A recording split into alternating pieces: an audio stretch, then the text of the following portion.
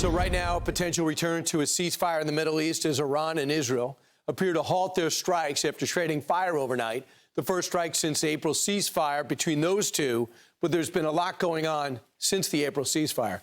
First off, let's take a look.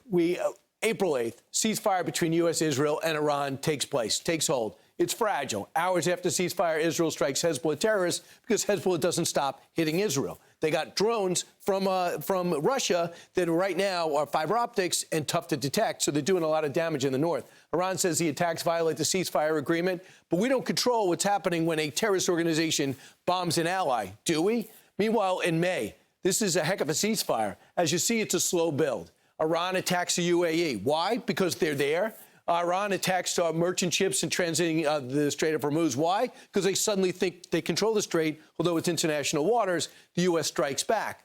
Now watch things ratchet up. Becomes June. We have Iran saying they suspended peace talks. Why? Because they can't get their act together. They got the extremists and they got the so-called moderates who are also extremists, but not as extreme as the one amongst them. And they cited operations in Lebanon. The operations aren't the Israel against Lebanon, it's against Hezbollah, who they are financing, they are supplying, and they are training to bomb Israel. Think that through a second. 2 days later, Iran strikes Kuwait. Why?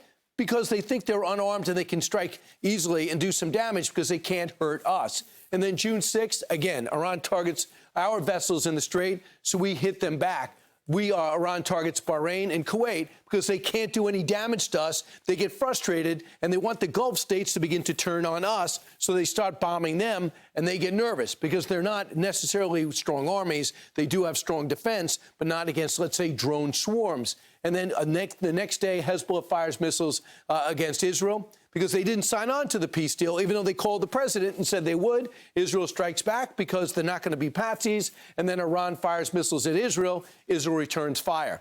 That's where we're at right now. Now let's discuss it with KT McFarland. Used to work for the first Trump administration, dates all the way back to Henry Kissinger, and knows what a problem Iran has been. KT, your thoughts where we're at right now. It seems that America getting back involved is inevitable. Do you see it the same way? Ultimately, yes, because what's happening is, as you very rightly pointed out, Iran is fractured. The leadership is fractured. They have the moderates and the so-called pragmatist moderates and then the crazies. It's really just they have the crazies and then they have the craziers.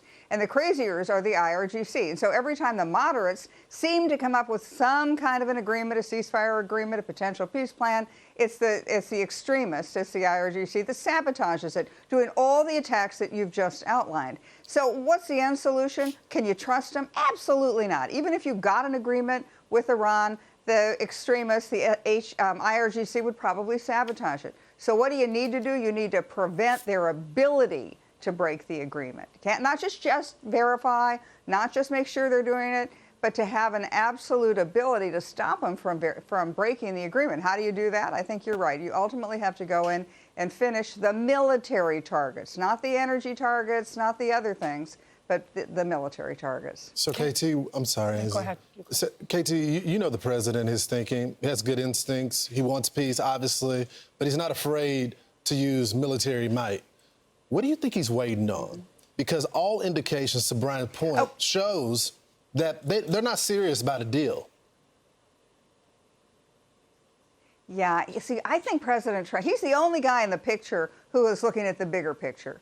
Israel, we have the same objectives as Israel does, but maybe a different priority. Everybody wants Iran to have no nuclear weapons. We got that.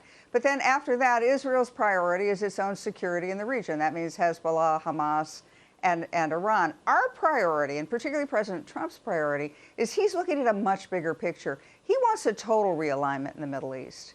You know, and he said it. Now, the thing about President Trump is he says what he means. It's just he says so much, sometimes people don't pick up on what's important and what's not. He has said that he wants every country in the region, including maybe Iran, if we get a deal with them, to join the Abraham Accords. So right now, President Trump has to worry about Israel. He's got to worry about Iran. But he's also got to worry about those Gulf Arabs that he wants to join the Abraham Accords. Countries like Saudi Arabia, countries like Kuwait, because they have been hesitant. And they've been sort of saying to President Trump, look, you know, if you go, quote, finish the job, maybe the job gets expanded, maybe our oil fields are attacked. So President Trump's got to navigate all of these different voices, all of these different interests, for the end, though, which is he wants peace in the Middle East. Yeah, and KT, you've told our producers, you said this can't go on much longer. We have midterms, and they have a collapsing economy and society. KT, we're a press conference soon on MSG and the security there, because the president will be there tonight at the game.